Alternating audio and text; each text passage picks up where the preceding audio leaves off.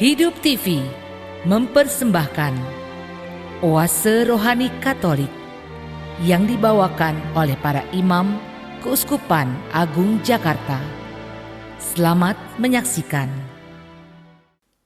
Saudara-saudariku, dimanapun Anda berada, pencinta Oase Rohani Katolik, dimanapun Anda berada, bersyukur bahwa kita berjumpa lagi dalam edisi hari ini pada Kamis 6 Agustus 2020, di mana pada hari ini kita merayakan pesta Tuhan Yesus menampakkan kemuliaannya. Nah, untuk mengawali permenungan kita pada hari ini, baik kalau kita mengawali permenungan ini dengan mohon berkat Tuhan, kita mohon agar hati pikiran kita dibuka dan mohon rahmat kebijaksanaan dari Tuhan untuk memahami dan juga merenungkan sabda yang akan kita dengar pada hari ini. Di mana bersama saya, Romo Andreas Nugroho SY dari Paroki Bidara Cina akan membantu Anda untuk mendalami sabda Tuhan yang akan kita dengar pada hari ini. Mari kita awali permenungan kita hari ini dengan mohon berkat-Nya. Demi nama Bapa dan Putra dan Roh Kudus. Amin.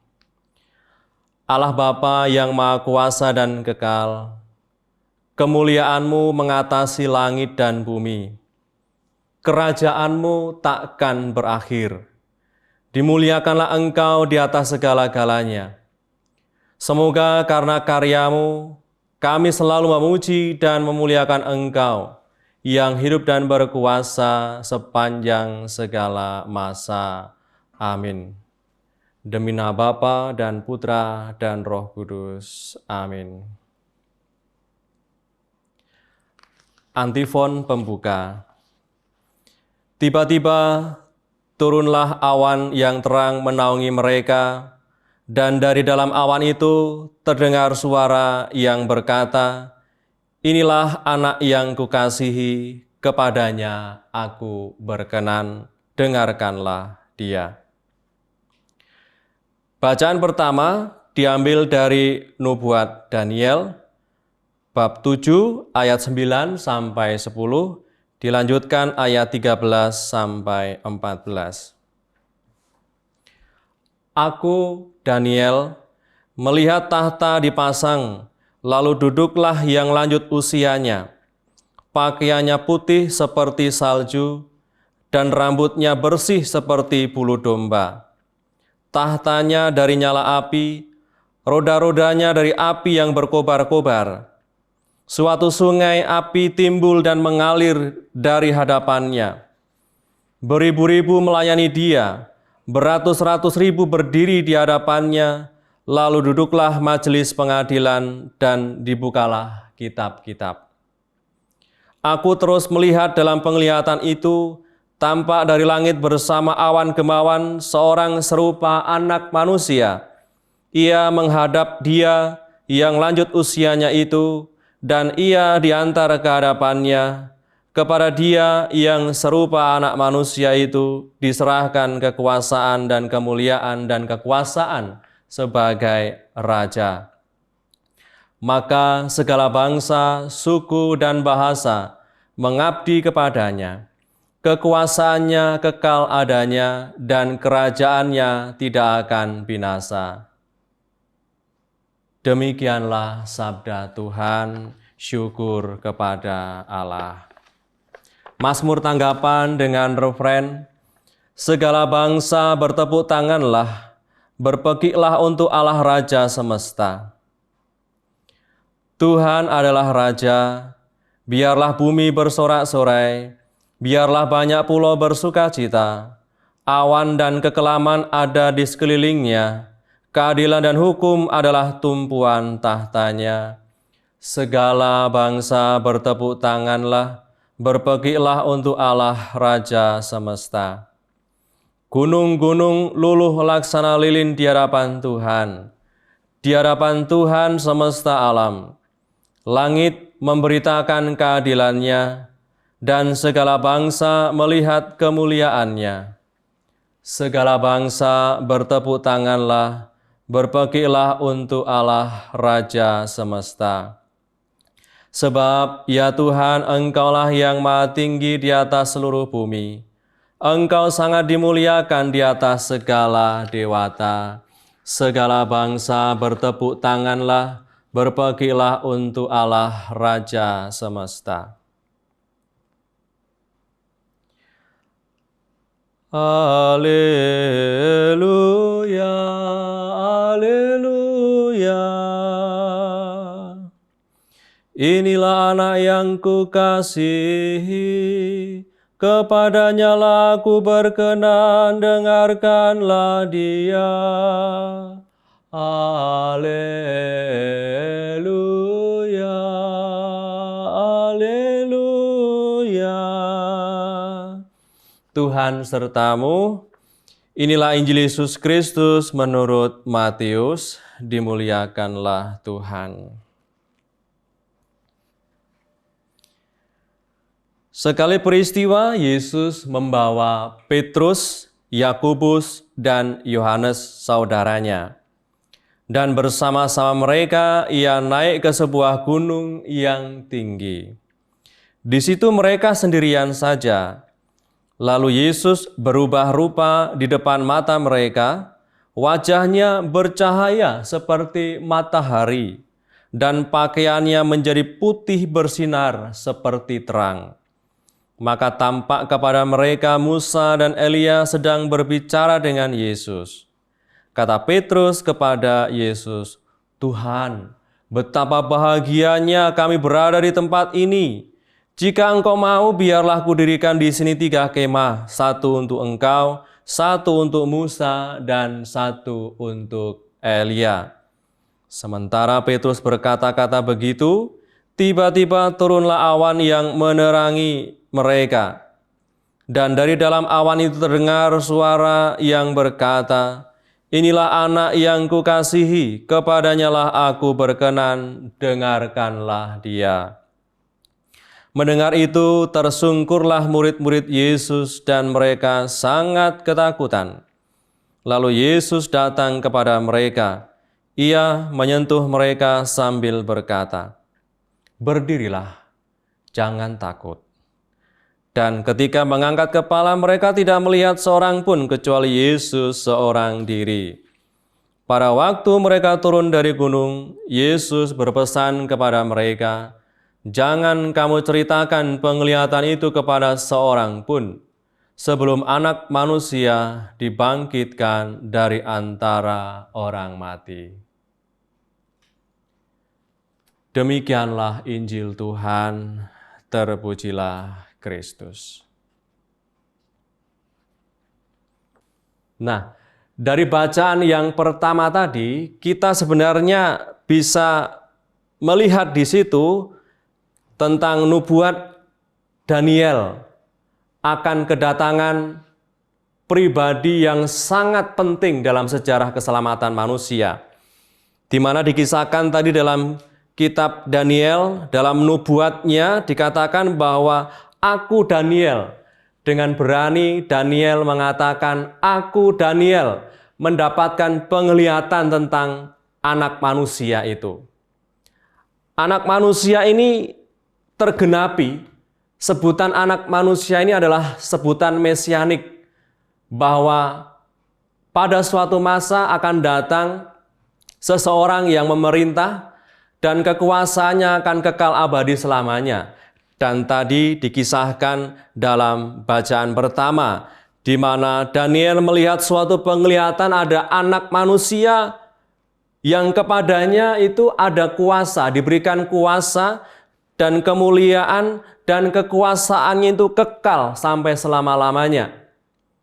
Dan kini tergenapi dengan hadirnya Yesus Kristus Tuhan kita yang selalu mengidentifikasikan dirinya sebagai anak manusia. Nah, betapa hebatnya Daniel. Daniel yang hidup jauh sebelum Yesus hadir. Tetapi ia mampu melihat yang tidak terlihat dengan mata kenabiannya, bahwa akan ada masa di mana Sang Mesias yang adalah anak manusia memerintah. dan pemerintahannya itu kekal abadi selamanya, dan di mana banyak orang akan mengabdi dan mengandalkan Dia. Dan kalau kita renungkan, raja atau seorang anak manusia yang digambarkan dalam kitab Daniel yang kita dengar pada hari ini dalam pasal 7 ayat 9 sampai 10 dilanjutkan ayat 13 sampai 14 yang dilukiskan ini memang tergenapi dalam diri Yesus Kristus sebagai raja di atas segala raja, di mana Yesus mendapatkan kuasa penuh atas manusia ciptaan Allah yang mau percaya kepadanya, di mana Yesus datang sebagai raja mau memberikan tubuhnya menjadi penebus dan juga penyelamat kita manusia. Sehingga dengan hadirnya Daniel dan penglihatannya sebenarnya ingin mengubah cara pandang yang ada kala itu. Tetapi ketika Daniel mengatakan pada hari ini, di mana ia mendapatkan sebuah penglihatan itu, ternyata memberikan nuansa yang berbeda akan datang seorang raja yang di mana kekuasaannya itu kekal abadi selamanya. Dan itu tergenapi dalam diri Yesus Kristus Tuhan kita. Maka kata kunci dari permenungan kita pada hari ini adalah di mana Daniel menubuatkan tentang kedatangan anak manusia yang akan membawa kekuasaan dan kemuliaannya selama-lamanya, di mana ia berkuasa atas segala yang hidup dan yang mati. Tetapi Daniel mengatakan bahwa itu akan tergenapi di dalam diri Yesus Kristus Tuhan kita, yang selalu mengatakan bahwa Dia diidentifikasikan sebagai anak manusia. Maka kalau dalam kita renungkan dan kita bandingkan dalam kehidupan dunia saat ini dan juga dunia saat itu, kurang lebih sama pemahamannya. Kalau seorang raja pasti punya banyak kekuasaan dan juga kemegahan yang dimiliki. Tetapi ternyata raja ini beda, di mana raja yang tergenapi dalam diri Yesus Kristus Tuhan kita, itu sungguh-sungguh mau memberikan nyawanya, mau memberikan tubuhnya, dan memberikan yang terbaik untuk rakyatnya, untuk umatnya yang percaya kepadanya. Sehingga ini memang sungguh menjadi warta gembira bagi orang-orang kala itu yang mendengar pewartaan Daniel dan juga kita yang pada saat ini mendengar nubuat Daniel tentang akan hadirnya anak manusia yang membawa keselamatan kepada umat manusia. Ini menjadi warta sukacita tersendiri bagi kita yang mendengar sabda dan juga merenungkannya pada hari ini.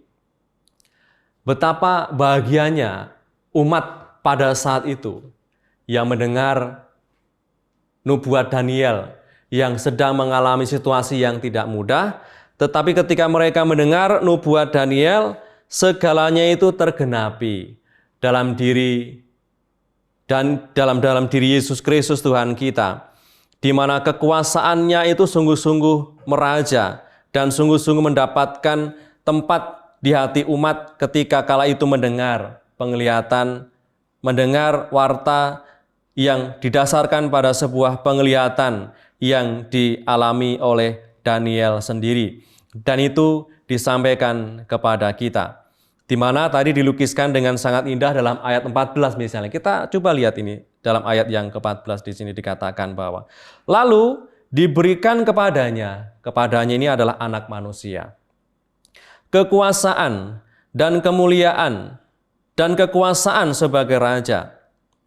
Maka orang-orang dari segala bangsa, suku bangsa, dan bahasa mengabdi kepadanya. Kekuasaannya ialah kekuasaan yang kekal, yang tidak akan lenyap, dan kerajaannya ialah kerajaan yang tidak akan musnah. Nah, ternyata kalau kita baca kutipan ini saja, betapa hebatnya raja ini. Bahwa raja yang dinubuatkan oleh Daniel ini tidak hanya diperuntukkan untuk satu suku bangsa saja. Tetapi dikatakan bahwa segala bangsa, segala suku bangsa dan bahasa akan mengabdi kepada raja itu yang disebut sebagai anak manusia. Nah, ini lagi-lagi menjadi warta sukacita dan nubuat Daniel itu begitu tajam melihat ke depan. akan datang masa di mana muncul seorang raja yang selalu menyebut sebagai anak manusia, di mana ia akan disembah, diakui, dan dimuliakan oleh segala suku bangsa, segala bangsa dan suku bangsa, bahasa yang ada di seluruh muka bumi ini.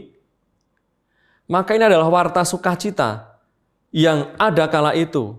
Oh, kalau Daniel sebagai orang yang suci, orang yang kudus, bisa mendapatkan sebuah penglihatan dan itu tergenapi dalam diri Yesus, ya betapa bahagianya saya, betapa bahagianya Anda yang beriman kepada Yesus Kristus Tuhan kita, di mana kehadiran Tuhan Yesus ini sungguh-sungguh sudah dinantikan sejak lama oleh sekian bangsa dan suku bangsa. Dan kita sebagai pribadi-pribadi yang percaya, kita juga ingin bahwa ketika kita mengakui Yesus sebagai Raja, maka kita mendapatkan kemuliaan, kita mendapatkan keselamatan. Saudara-saudariku yang dikasihi Tuhan, pada kesempatan ini kita patut bersyukur di mana kita boleh mendengar warta gembira yang kita dengar pada hari ini, di mana Daniel mengajak kita untuk percaya bahwa apa yang dinubuatkan oleh Daniel itu yakinlah sudah tergenapi dalam diri Yesus Tuhanmu, Yesus Tuhan kita, di mana Ia telah berkorban banyak untuk kita, di mana Dia sudah memberikan tubuhnya untuk keselamatan kita, sehingga kita sungguh-sungguh menang jaya sampai selama-lamanya. Sekira itu dari bacaan pertama yang bisa kita dengar, di mana makna itu sangat dalam, di mana Yesus sebagai Raja, Raja untuk semua bangsa, untuk semua suku bangsa. Di sini memang kehadiran Raja ini tidak mengecualikan, dan di sini ada muncul universalitas keselamatan itu ditawarkan, bahwa keselamatan itu tidak hanya untuk satu orang saja, untuk satu suku bangsa saja, untuk satu kelompok saja, tetapi Raja yang hadir ini kemuliaannya takkan berkesudahan, tetapi itu semua ditujukan kepada semua suku bangsa dan segala bangsa. Dan semua orang akan mengabdi kepadanya, kepada Raja itu. Mengabdi oleh karena atas dasar cinta, di mana sang Raja sudah memberikan perhatian yang sungguh-sungguh total kepada rakyatnya, maka sudah selayaknya sebagai rakyat, sebagai umat juga mengabdi kepada Raja yang dinubuatkan oleh Daniel ini. Sehingga kalau kita baca bacaan pertama dan kita merenungkan, ya betapa bahagianya kita, bahwa sudah sekian lama ini Tuhan Yesus dinubuatkan kehadirannya dan tergenapi dalam diri Yesus Kristus Tuhan kita yang kita sembah, dan pada hari ini kita merayakan kemuliaannya. Nah, menarik bahwa kalau kita nanti melihat dalam bacaan yang Injil, dalam bacaan yang kedua, di mana Yesus menampakkan kemuliaannya yang sangat agung di hadapan ketiga muridnya yang menjadi saksi kunci dari kemuliaan dan kehadiran Tuhan Yesus. Kalau tadi dalam bacaan yang pertama, Daniel bernubuat akan hadirnya sang Raja. Raja di mana Raja ini hadir untuk semua suku, semua bangsa, semua bahasa, dan membawa sukacita dan keselamatan kepada semua suku, segala bangsa. Tidak ada yang terkecualikan di situ. Nah, apa yang dinubuatkan oleh Daniel itu tergenapi dalam bacaan Injil tadi, di mana Yesus juga mengidentifikasikan dirinya sebagai anak manusia. Tadi kita dengar dalam bacaan Injil dalam ayat yang ke-9. Sehingga amat sangat terkait ya dari bacaan yang pertama dengan bacaan Injil, di mana Daniel menubuatkan datangnya anak manusia yang datang sebagai Raja yang mulia, yang menunjukkan kemuliaannya. Bacaan Injil juga terkait dengan di mana Yesus sebagai anak manusia menyatakan kemuliaannya di hadapan para muridnya, di hadapan Petrus, Yakobus, dan Yohanes, dan juga tokoh dalam Perjanjian Lama yang sangat kita kenal kebesaran namanya, yaitu Musa dan Elia. Sehingga saudara-saudariku yang dikasihi Tuhan, melalui bacaan pertama tadi kita diajak untuk bergembira dan bangga dengan iman kita bahwa Anda dan saya tidak salah beriman. Melalui bacaan pertama mengajak kita untuk tetap meyakini dan bergembira oleh karena iman kita, oleh karena iman Anda yang percaya kepada Yesus sebagai Raja yang diperuntukkan kepada semua suku bangsa. Tidak ada yang terkecuali. Dan itu membuat kita bangga dan semakin percaya bahwa Yesus sebagai Raja di atas segala raja memberikan keselamatan dan sukacita kepada kita semua yang percaya kepadanya. Nah, kalau dalam bacaan Injil, kita akan melihat beberapa poin penting yang ingin kita renungkan, di mana bacaan Injil yang kita dengar pada hari ini dalam Injil Matius bab 17 ayat 1 sampai 9, maka kita ingin lihat satu persatu poin-poin penting dari bacaan yang kita dengar, terutama dalam Injil, di mana Injil adalah Yesus Kristus, itu sebagai sebuah penggenapan penantian masa perjanjian lama di mana Yesus hadir membawa kepenuhan akan janji, seperti yang diwartakan oleh Nabi Daniel tadi. Nah, kita lihat poin pertama dari Injil yang kita dengar pada hari ini adalah, tadi dikisahkan bahwa Injil yang kita dengar pada hari ini sebenarnya terjadi sesudah pertama pengakuan Petrus tentang siapa Yesus. Di mana Petrus dengan berani mengatakan, "Engkaulah Mesias dari Allah." Nah, persis setelah Yesus, Tuhan, dinyatakan tentang identitas dirinya sebagai Mesias oleh Petrus, persis setelah pengakuan Petrus, sesudahnya Tuhan Yesus menubuatkan bahwa Mesias akan mengalami penderitaan, mengalami sengsara, mengalami kematian, tetapi pada hari yang ketiga bangkit dari antara orang mati. Maka kedua konteks ini, di mana pengakuan Petrus, di mana Yesus sebagai Mesias, dan juga peristiwa yang kedua di mana Yesus akan mengalami derita sengsara, tetapi akan menunjukkan kemuliaannya lagi dalam kebangkitannya. Sehingga dalam suasana kekalutan pikiran mereka, kegalauan mereka, kalau dalam bahasa sekarang ini galau ya. Para murid itu juga galau. Gimana sih Tuhan Yesus katanya mengatakan sebagai Mesias. Dan ketika Petrus mengatakan engkaulah Mesias dari Allah, lalu Yesus mengatakan bukan kamu yang menyatakan, tapi Allah yang Maha Tinggi yang menyatakan tentang siapa aku ini. Di mana pernyataan Petrus, Yesus sebagai Mesias ini, itu sebagai pernyataan yang Maha Tinggi yang muncul dan dikatakan oleh Petrus. Nah, ketika Petrus mendengar Mesias harus menderita, waduh gimana ini? Bagaimana mungkin Mesias yang jaya, dan mereka juga mengetahui bahwa Yesus Tuhan berkuasa akan segala macam penyakit. Orang mati dibangkitkan, orang sakit kusta disembuhkan, orang buta dibuatnya melihat.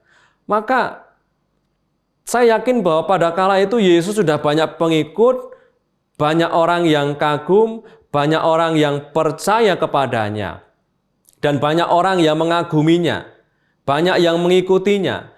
Tetapi bagaimana mungkin Tuhan Yesus sebagai Mesias yang diakui oleh para murid sebagai Mesias, sebagai Raja, tetapi menubuatkan Mesias harus menderita?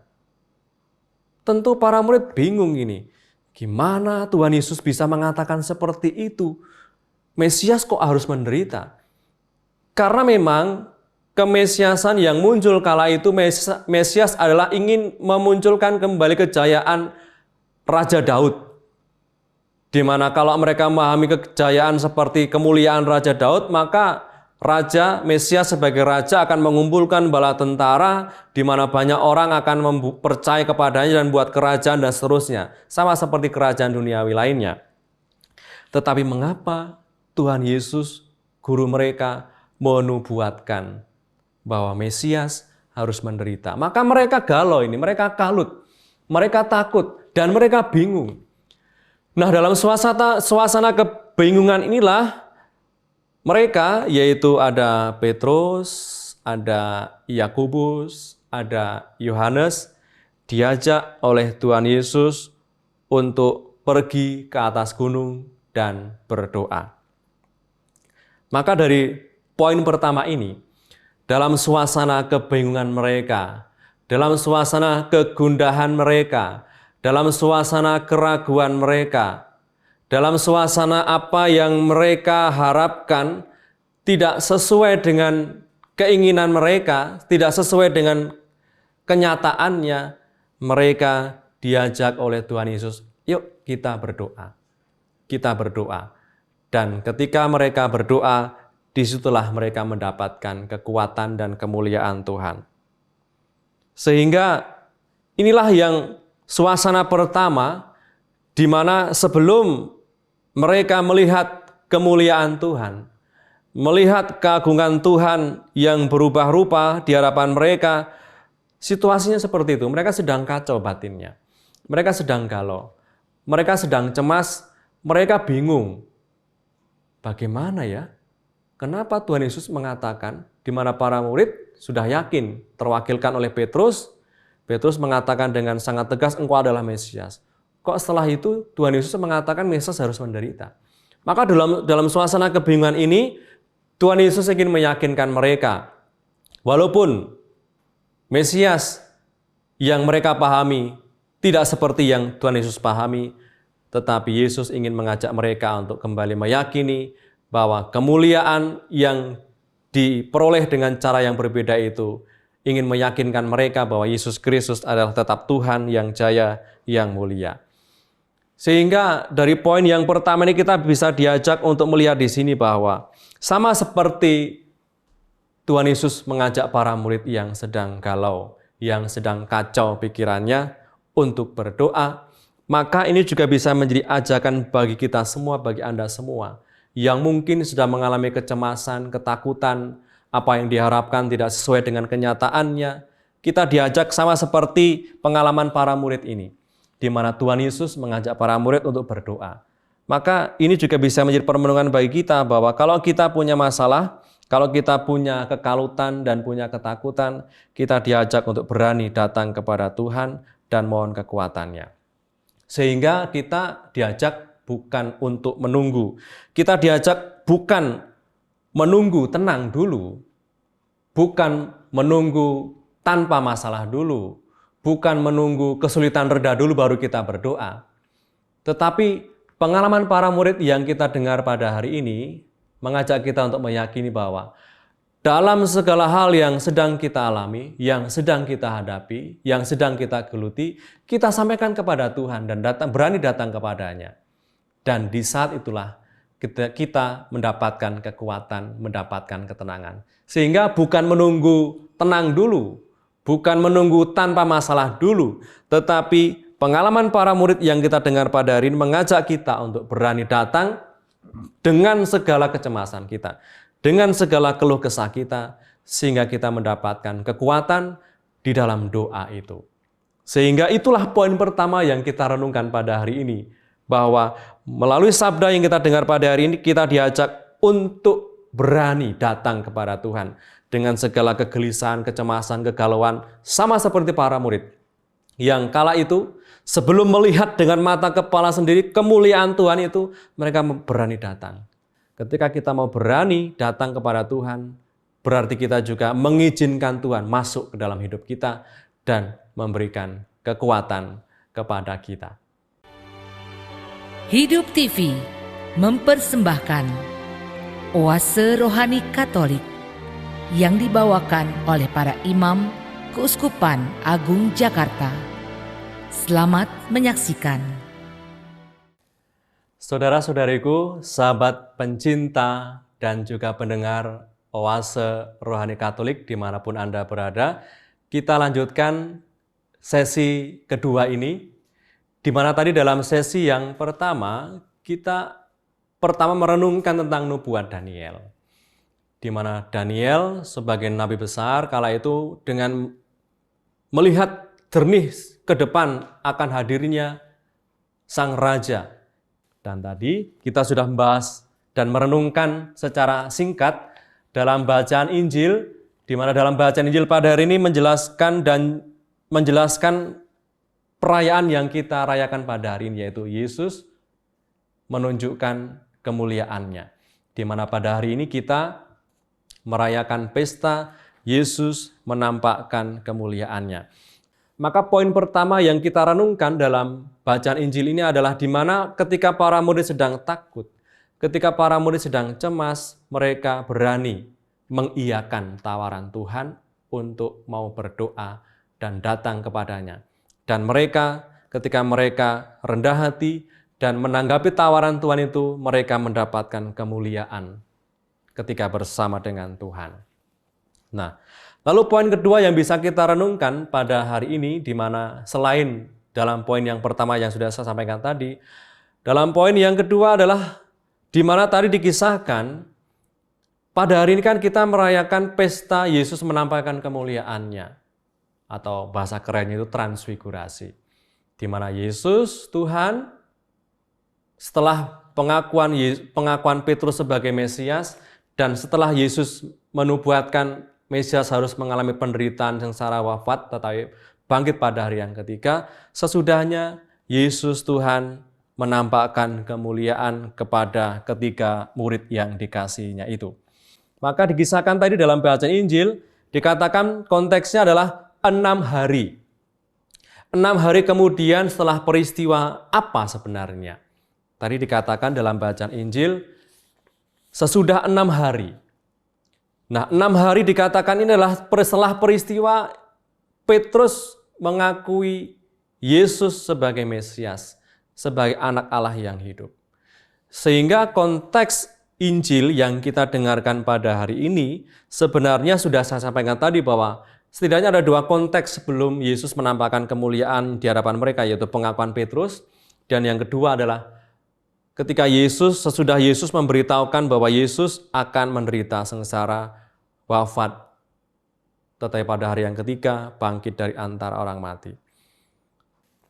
Dari pengakuan Petrus bahwa Yesus adalah Mesias dari Allah yang hidup, maka sebenarnya ketika Petrus sudah mengakui Yesus sebagai Mesias dan menolak paham Mesias yang ditawarkan oleh Tuhan Yesus, maka itulah yang menjadi konteks Injil yang kita dengar pada hari ini. Di mana ketika Yesus mewartakan Mesias harus menderita, maka sebenarnya pesan Injil yang kita dengar pada hari ini sungguh-sungguh penting ditujukan pertama-tama kepada Petrus.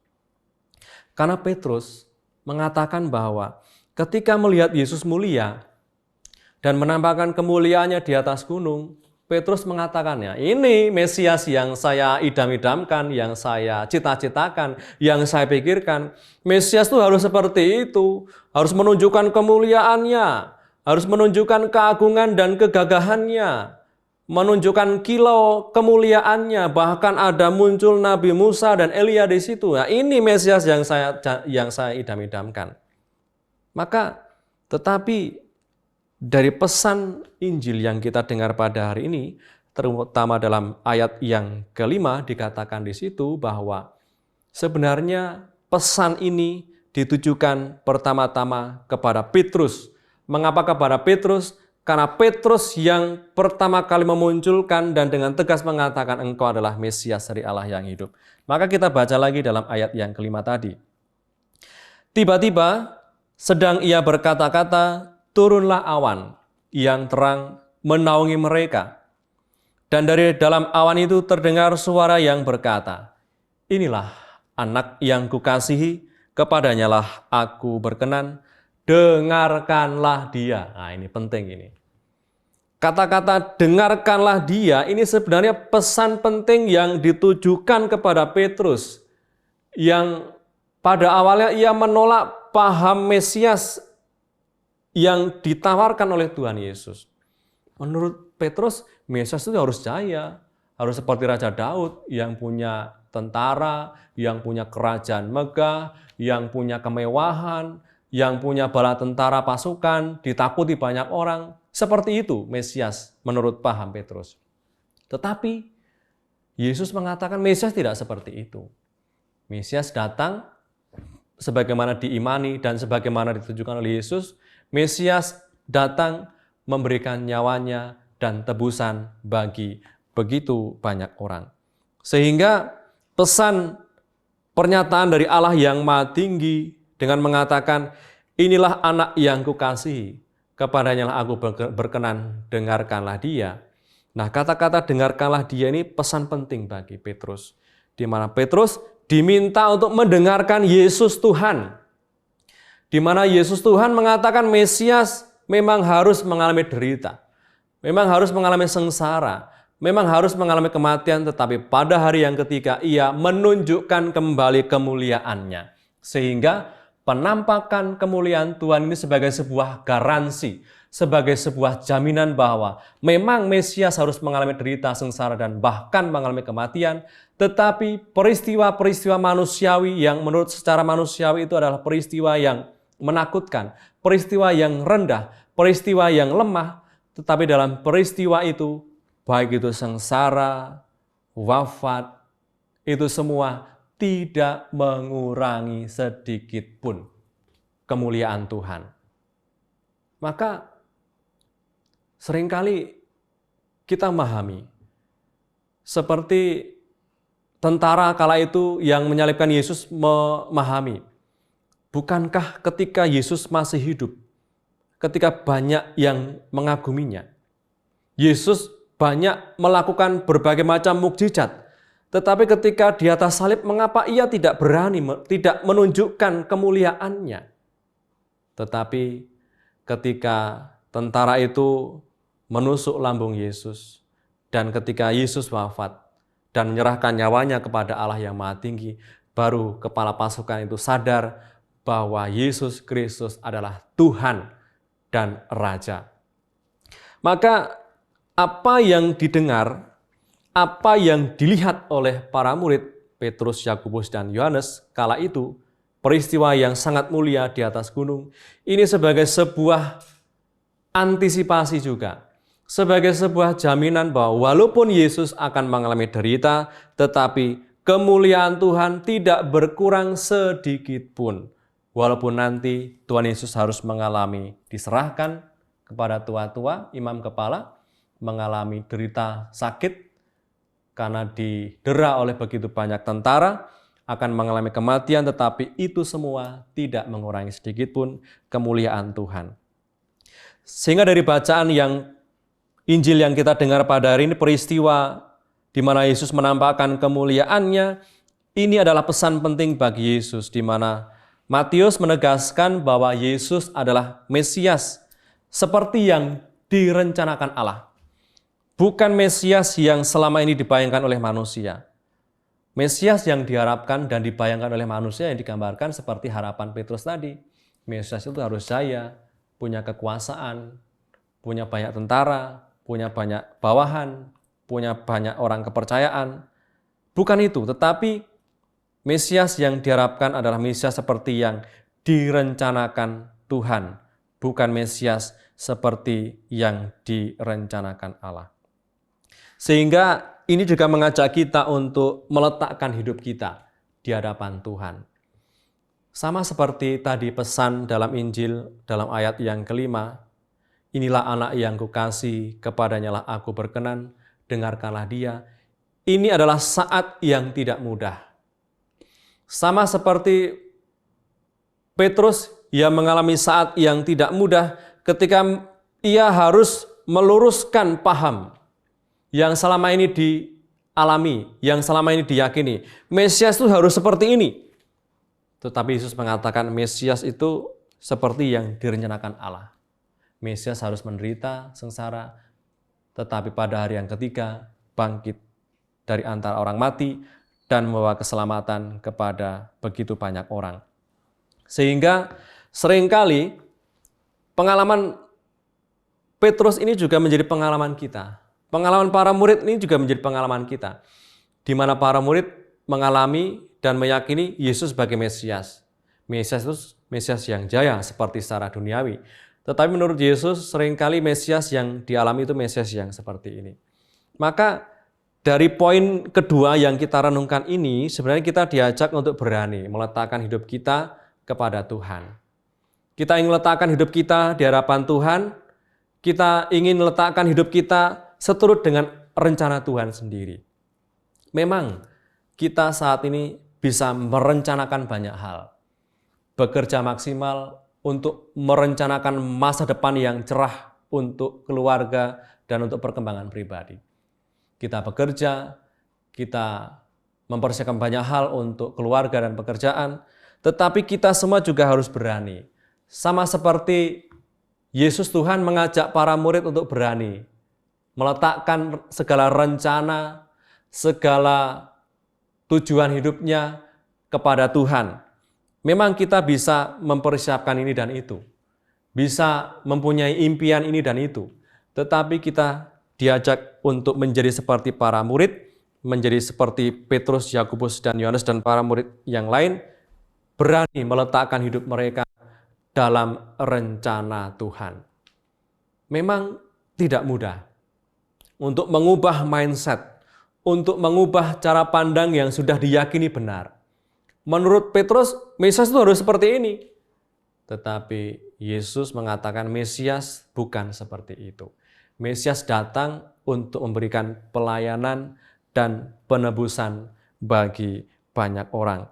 Sehingga dari poin yang kedua kita diajak untuk berani meletakkan rencana hidupmu, rencana hidup kita di dalam tangan Tuhan, di dalam penyelenggaraan Tuhan. Di mana kalau kita mengakui Yesus sebagai Tuhan dan Raja atas hidup kita, maka kita diajak untuk berani meletakkan hidup kita ke dalam tangannya. Kita bisa merencanakan banyak hal, kita bisa mempersiapkan hidup kita secara lebih baik, tetapi yang tidak kalah pentingnya, mari kita letakkan hidup kita dalam rencana dan kasih Tuhan. Kalau Anda berani meletakkan itu semua, hidupmu dan seluruh keluargamu, perjalanan hidupmu kepada rencana Tuhan, maka di situ ada sukacita dan kebahagiaan serta kemuliaan Tuhan yang nampak dalam peristiwa-peristiwa hidupmu. Nah, lalu dalam poin yang ketiga yang ingin saya ajak bagi Anda semua pencinta oase rohani Katolik dimanapun Anda berada, poin ketiga yang juga kita bisa renungkan dan refleksikan adalah demikian, bahwa sebenarnya dalam peristiwa transfigurasi, dalam peristiwa di mana Yesus menampakkan kemuliaannya di hadapan para murid, sebenarnya itu merupakan sebagai sebuah penegasan dan pembenaran akan pernyataan dari Petrus. Petrus mengatakan, engkau adalah Mesias. Ya, benar, Yesus adalah Mesias, tetapi Mesias bukan seperti apa yang Petrus pahami. Tetapi Yesus, Tuhan, melalui peristiwa transfigurasi menampakkan kemuliaannya di atas gunung ini, sebenarnya mengajak Petrus untuk benar, mengatakan kepada Petrus, benar bahwa pernyataanmu itu benar, penegasanmu itu benar, tetapi harus diluruskan. Tetapi paham tentang Mesias itu tidak seperti yang engkau harapkan. Nah, yang menarik adalah tadi dalam peristiwa Yesus menampakkan kemuliaannya. Selain di mana Yesus membenarkan dan menegaskan pernyataan Petrus bahwa Yesus adalah Mesias, nah dalam peristiwa kemuliaannya itu Tuhan Yesus menjadi Tuhan juga bagi Musa dan Elia.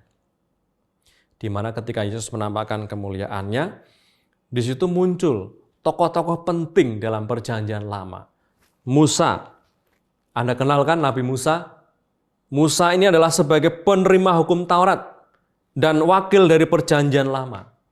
Di mana Musa juga dipilih oleh Allah untuk membawa bangsa Israel yang ada di perbudakan Mesir menuju ke tanah terjanji.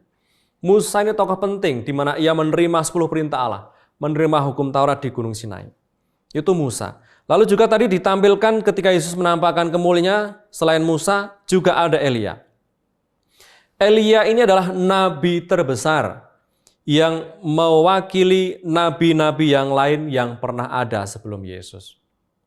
Kita kan kenal ada banyak nabi, tetapi Elia ini sebagai nabi yang terbesar yang bisa mewakili nabi-nabi yang lain yang pernah ada sebelum Yesus, yang juga menubuatkan akan datangnya Yesus sebagai Tuhan dan Penyelamat.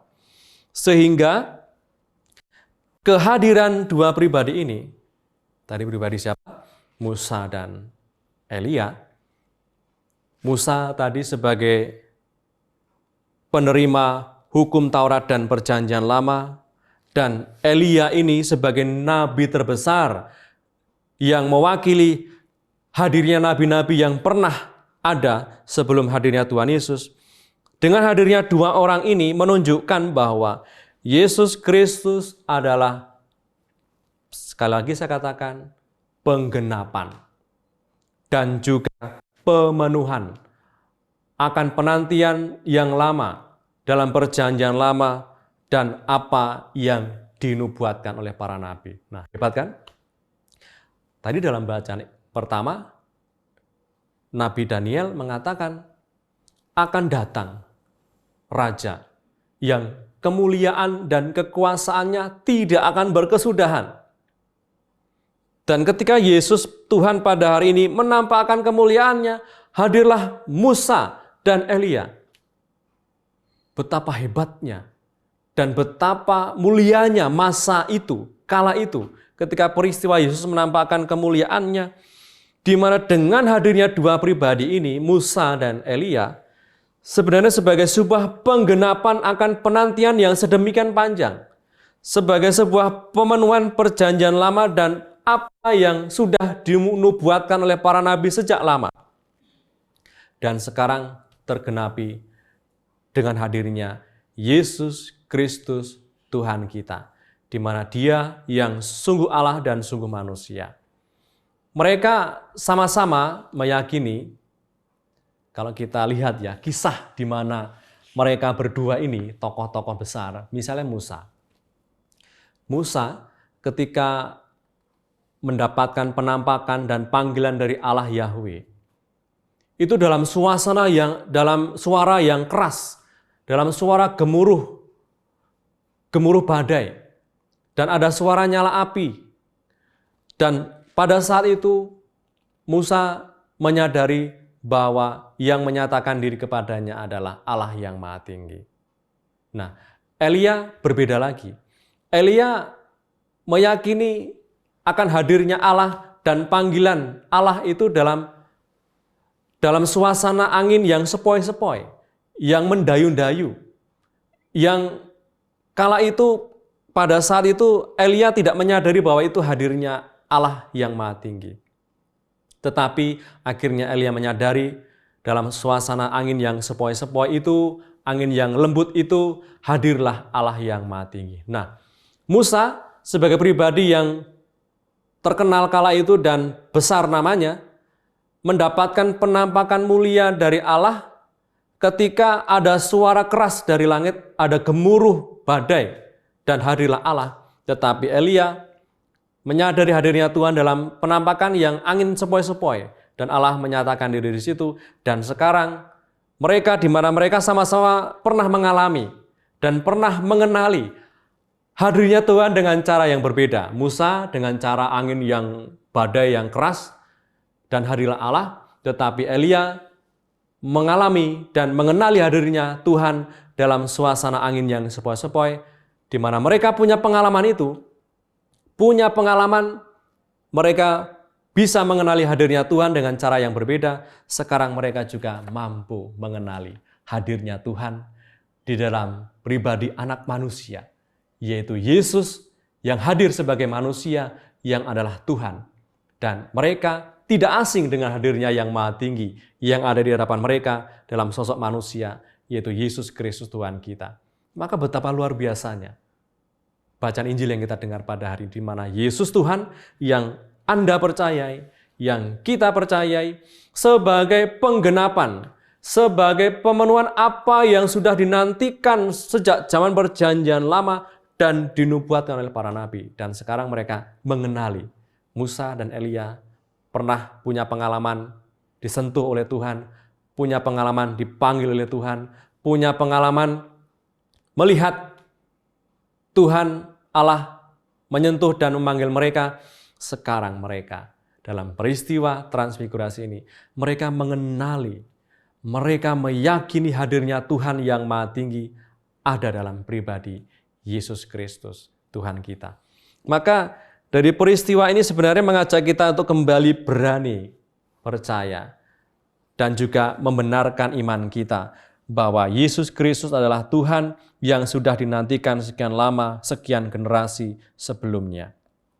Nah, tadi ketika Yesus menyatakan kemuliaannya, di situ ada Musa, ada Elia, dan juga ketiga murid yang lainnya, yaitu Petrus, Yakobus, dan Yohanes.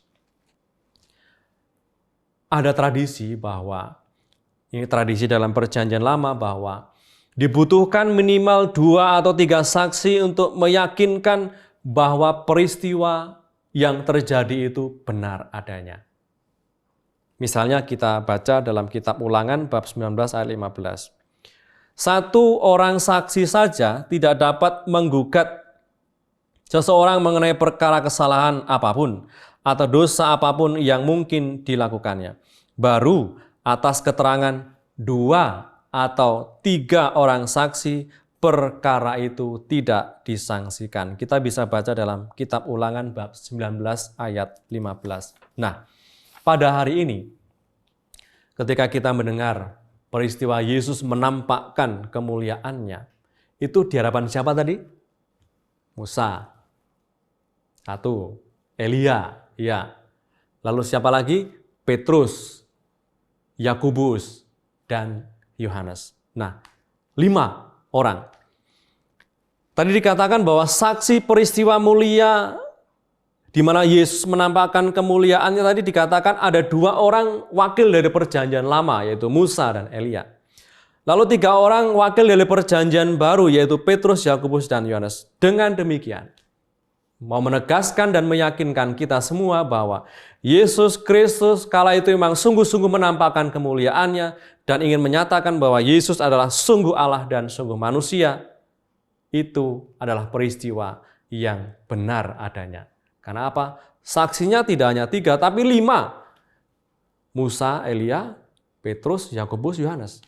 Maka peristiwa yang terjadi itu peristiwa yang tidak bisa disanggah lagi, tetapi sebagai sebuah kebenaran, dan kita sungguh-sungguh bersyukur atas peristiwa iman itu.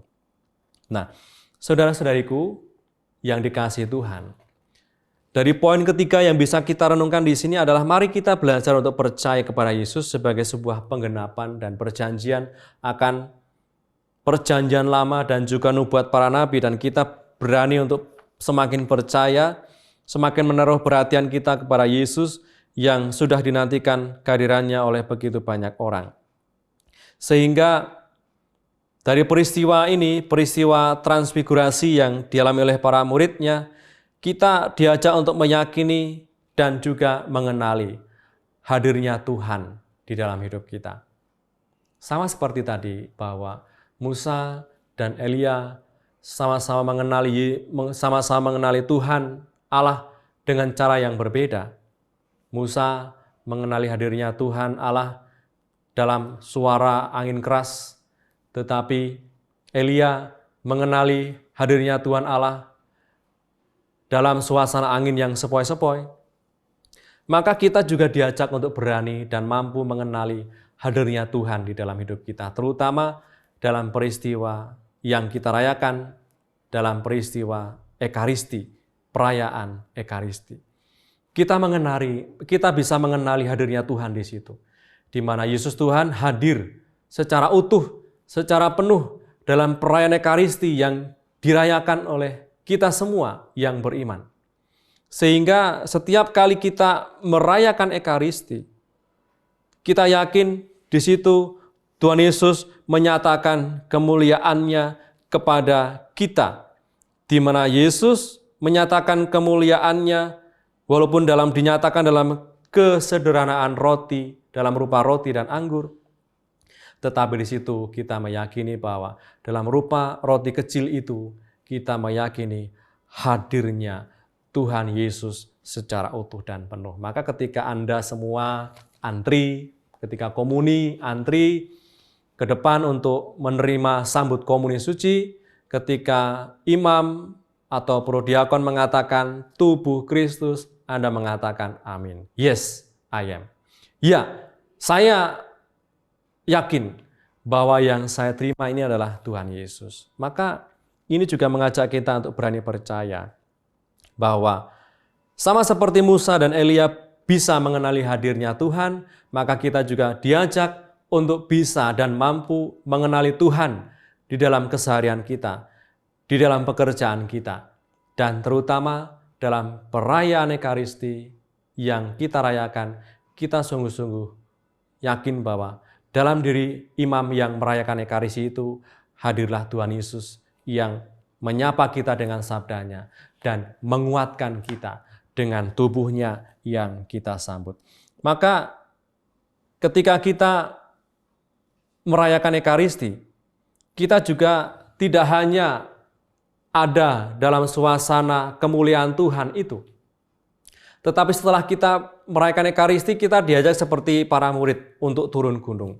Setelah mereka mengalami kemuliaan Tuhan, setelah mereka mengalami peristiwa mulia di atas gunung, mereka diajak untuk turun gunung. Artinya, setiap kali kita merayakan Ekaristi, sudah melihat dan dikuatkan dalam perayaan Ekaristi itu, kita diajak untuk turun gunung.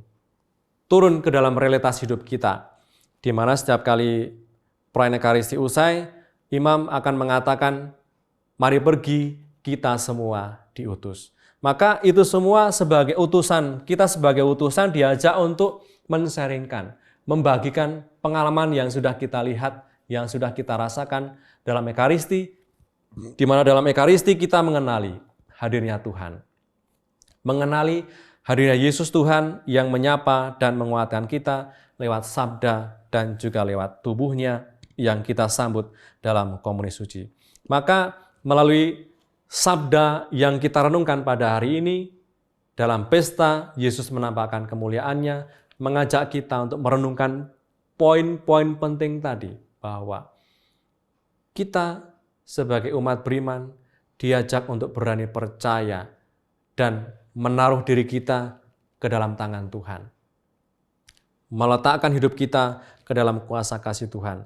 Sehingga dengan demikian kita sungguh-sungguh mendapatkan kekuatan untuk menapaki hari-hari kita.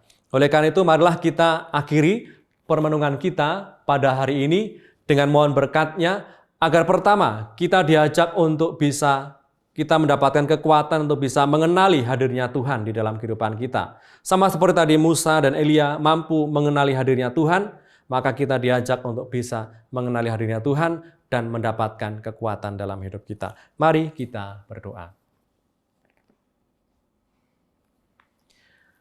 Demi nama Bapa dan Putra dan Roh Kudus. Amin. Allah Bapa yang Maha Baik, kami bersyukur karena kami boleh merenungkan sabda Putramu pada hari ini. Pada pesta Yesus Kristus Putramu menampakkan kemuliaan-Nya. Ketika Tuhan Yesus menampakkan kemuliaan-Nya, meyakinkan para murid bahwa Yesus Kristus adalah Tuhan.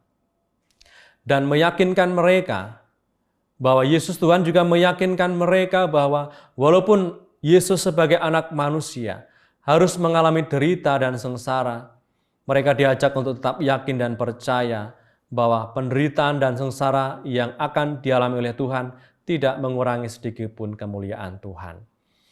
Maka pada kesempatan ini, mampukanlah kami oleh karena terang Roh Kudus-Mu, berani mempercayakan hidup kami kepadamu. Kami mohon agar Engkau sungguh-sungguh berkuasa luas atas hidup kami. Kami mohon agar Engkau juga melakukan kehendak-Mu atas hidup kami. Dan kami juga mohon berkat-Mu agar kami dimampukan memiliki keutamaan untuk mengenali hadir-Mu di dalam keseharian kami. Maka pada kesempatan ini Allah Bapa yang Maha Baik, semoga oleh karena berkat-Mu kami selalu dimampukan untuk berani menyerahkan seluruh keluarga kami, seluruh kepribadian kami, keseluruhan rencana dan pekerjaan kami ke dalam tangan-Mu. Kami percayakan hidup kami dalam diri Yesus Kristus Putramu, Tuhan dan pengantara kami, yang hidup dan meraja bersama Engkau dalam persekutuan dengan Roh Kudus, Allah kini dan sepanjang segala masa. Amin. Demi nama Bapa dan Putra dan Roh Kudus. Amin. Demikianlah oase rohani Katolik yang dibawakan oleh para imam Keuskupan Agung Jakarta. Tuhan memberkati.